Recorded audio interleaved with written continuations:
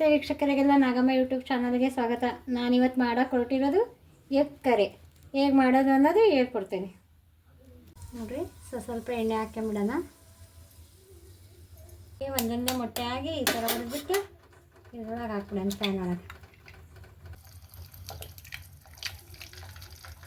ಸ್ವಲ್ಪ ಕರಿಮೆಣಸು ಪೌಡ್ರು,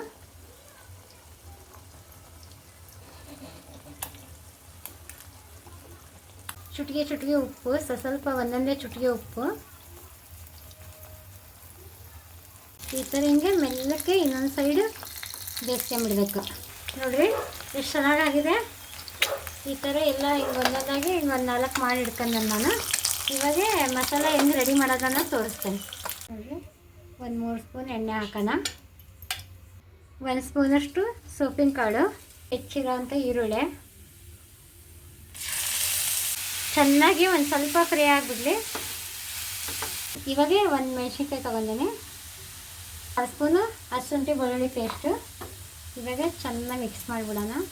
ಈಗ ಒಂದು ಸ್ವಲ್ಪ ಫ್ರೈ ಆಗಿದೆ. 1 ಟೊಮೊಟೊ ಸಣ್ಣ ಕಟ್ ಇಟ್ಕೊಂಡಿದ್ದೆ, ಫ್ರೈ ಮಾಡ್ಕೊಂಬಿಡೋಣ. ತಕ್ಕಷ್ಟು ಉಪ್ಪು, 1 ಸ್ಪೂನ್ ಖಾರ ಪುಡಿ, ಗರಂ ಮಸಾಲ 1 ಕಾಲು ಸ್ಪೂನ್, ಅರಿಶಿನ ಪುಡಿ ಒಂದು ಸ್ವಲ್ಪ, ಧನಿಯಾ ಪೌಡ್ರು 1 ಕಾಲು ಸ್ಪೂನು. ಚೆನ್ನಾಗಿ ಮಿಕ್ಸ್ ಮಾಡಿ ಇದಕ್ಕೆ ಒಂದು ಸ್ವಲ್ಪ ಒಂದು ಅರ್ಧ ಲೋಟ ನೀರು ಹಾಕಿ ಕುದಿಯೋಕೆ ಇಟ್ಬಿಡೋಣ. ಎಲ್ಲ ಮಸಾಲ ಚೆನ್ನಾಗಿ ಹೊಂದ್ಕೊಂಡಿದೆ. ಇವಾಗ ಇದಕ್ಕೆ ಒಂದು ಸಣ್ಣ ಲೋಟ ನೀರು ಹಾಕ್ಬಿಡೋಣ. ನೋಡಿರಿ ಎಷ್ಟು ಚೆನ್ನಾಗಿ ಬಂದಿದೆ. ಹಿಂಗೆ ಒಂದು 2 ನಿಮಿಷ ಕುದಿಸ್ಬಿಡೋಣ. ಮಸಾಲೆ ಎಲ್ಲ ನೀರು ಹಾಕಿದ್ಮೇಲೆ ಎಷ್ಟು ಚೆನ್ನಾಗಿ ಬೆಂದಿದೆ. ಎಗ್ ಕರಿ ತುಂಬ ಚೆನ್ನಾಗಾಗುತ್ತೆ. ಮೊಟ್ಟೆನ ದೋಸೆ ಥರ ಮಾಡ್ಕೊಂಡಿದ್ವಲ್ಲ, ಇವಾಗ ಇದು ಒಂದೊಂದಾಗೆ ಹಾಕ್ಬಿಡೋಣ. ಎಗ್ ಕರಿ ತುಂಬ ಚೆನ್ನಾಗಿ ಬರುತ್ತೆ. ನೋಡಿರಿ ಎಗ್ ಕರಿ ಎಷ್ಟು ಚೆನ್ನಾಗಿ ಬಂದಿದೆ. ಅನ್ನಕ್ಕೆ ಚಪಾತಿಗೆ ತುಂಬ ಚೆನ್ನಾಗಿ ಬರುತ್ತೆ. ಒಂದ್ಸಲ ನೀವು ಟ್ರೈ. ಚೆನ್ನಾಗಿ ಬಂದಿದೆ, ತುಂಬ ಚೆನ್ನಾಗಿ ಬಂದಿದೆ. ಕೊತ್ತಂಬರಿ ಹಾಕ್ಬಿಡೋಣ.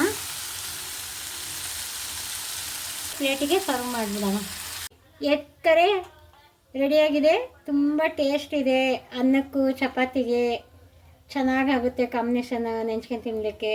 ಒಂದ್ಸರಿ ಮಾಡ್ಕೊಳ್ರಿ. ನಮ್ಮ ಚಾನಲಿಗೆ ಸಬ್ಸ್ಕ್ರೈಬ್ ಆಗಿರಿ. ನಾಗಮ್ಮ ಯೂಟ್ಯೂಬ್ ಚಾನಲಿಗೆ ಲೈಕ್ ಕೊಡಿರಿ, ಶೇರ್ ಮಾಡಿರಿ.